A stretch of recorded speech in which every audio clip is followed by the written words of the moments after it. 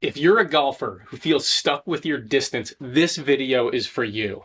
I started doing speed training with the super speed system and tracked everything, and the results shocked me.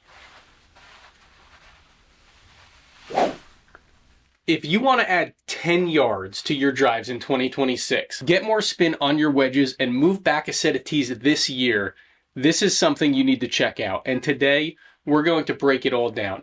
For anyone new, I'm Doug with Golf Reboot. I started this channel in 2025 with one goal in mind, sharing what I've learned to help you get better faster. Make sure you click subscribe so you see everything we share.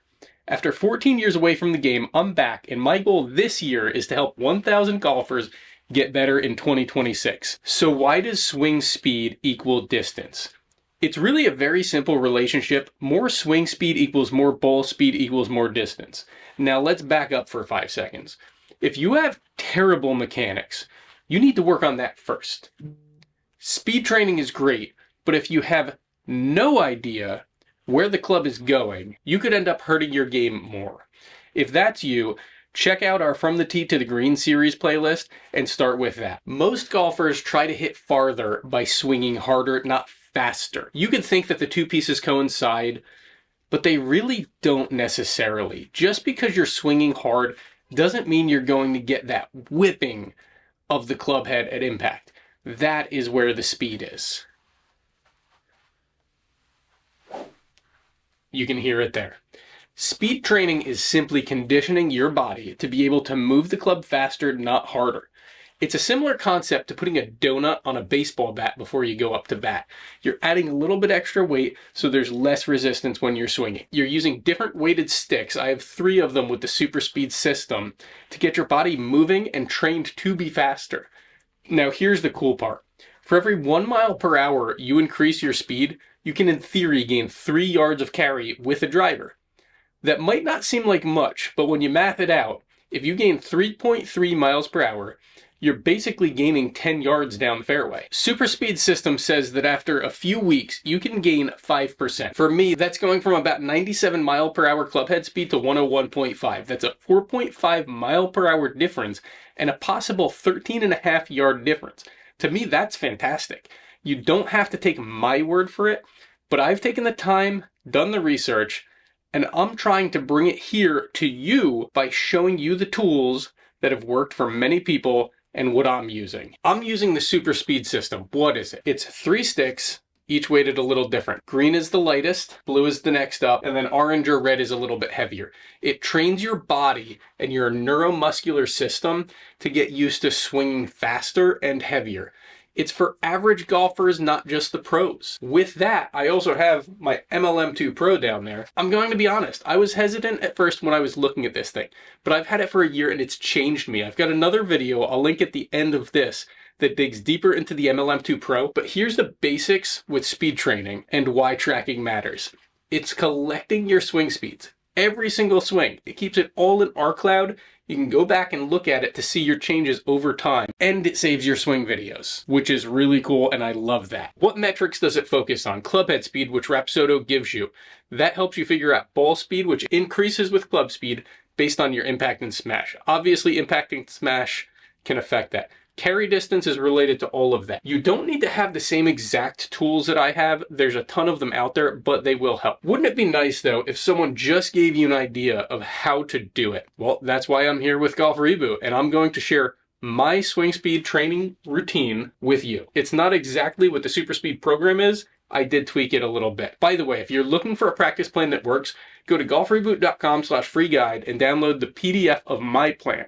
There's a link down below as well. It's worked for me and I think it'll help you. So the first thing you need to do is do baseline testing. Do it with a 7-iron, do it with your driver, do it with the swing speed. That way you know what your starting numbers are. Baselines are how you're going to know the difference. Now, as far as super speed protocol, I do it daily. You can do it every other day, 3 times a week, whatever you want to do. About 30 swings maximum. I also go from my dominant side and I'll also swing from my non. It helps you with balance and helps your body work both ways. Make sure you're warming up so that you don't hurt yourself. Now, I said I do it basically daily. Rest days do matter.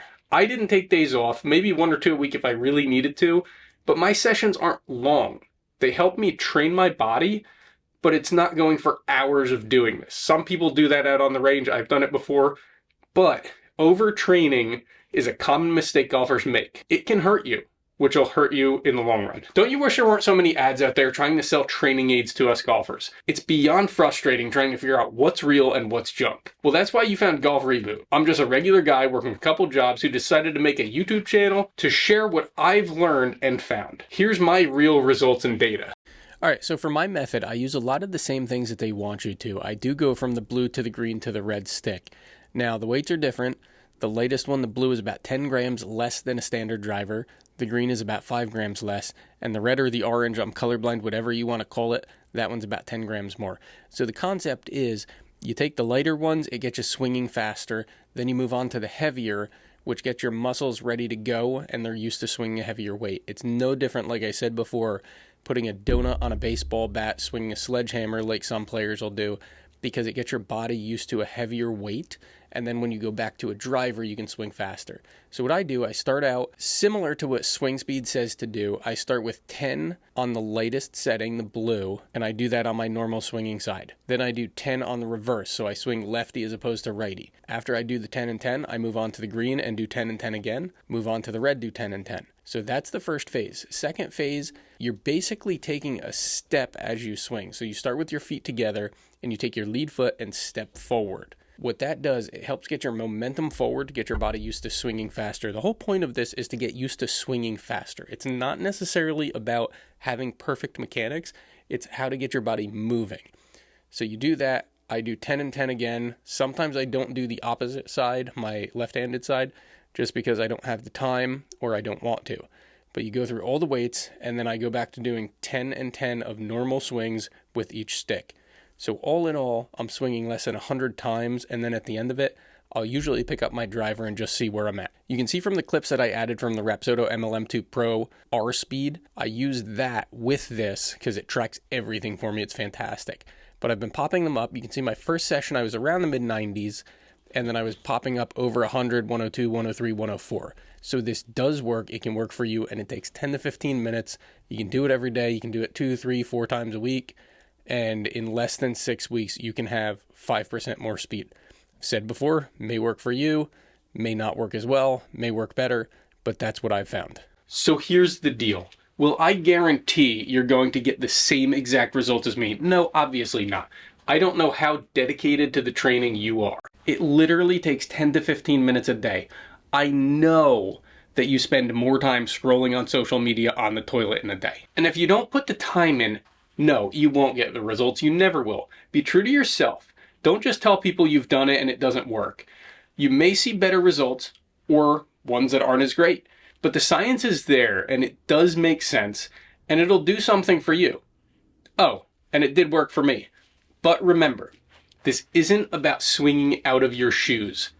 It's about training for speed safely with a plan.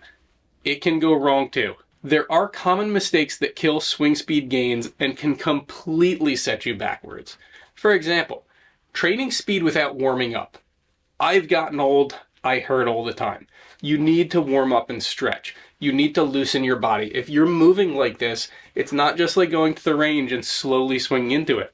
You're getting after it. Ignoring your form completely. Swinging out of your shoes and having zero form, we're not going for perfect, but keep it close, can hurt you in your swing. Your body's moving in ways it shouldn't be. And you're also changing the way you would swing. If you do that, once you get a club in your hand, the ball's going to be all over the place. Now, expecting instant results, we all want that, but it takes time. You may see a change today, but it'll likely take weeks to see the lasting change, like anything in life. And make sure you're measuring your progress. That's a huge one. If you're not measuring, you have no way to track it. That's why I have the Rapsodo MLM2Pro. It makes it so easy for me to see the changes over time. If you want one, check out the links in the description for PlayBetter and Rapsodo. You can get yours there. So who is this going to work for and who won't it? The ideal golfer could have a handicap anywhere probably below 20, maybe 25. Any age really. The older you get, it's a little bit more difficult, but you can get some speed back. Someone with good mechanics looking to get better. If you're concerned Talk to your doctor first to see if this is safe for you. It's not for everyone, and it can increase your heart rate when you're training like this. Be smart and be safe. That's the biggest thing. If you're not sure, get checked out first. We don't want to injure ourselves or cause other health issues. So what do you all think now? So from what I've seen, from what I showed you, swing speed training works. The pros do it. Anyone can do it. You need to track it though to really see the progress. If you're not ready for that yet and you need the mechanics, go check out the Tee to the Green series like I said before. How can you start? If distance is your biggest frustrations, this is one of the most effective ways to attack it. Reach out to us. We can help you get going with it. So what's your current driver swing speed? Comment that and any questions you have down below. If you aren't sure, maybe a launch monitor's in your future. It's really helped me a lot. I actually made a video about the MLM2Pro and what I've been able to do with it over the past year. It's popping up over here. It's got a lot of good info for you, and I think you'll really get something from it. And don't forget to subscribe so that you see the rest of our videos to help you play better, have more fun, and love the game again. See you next time.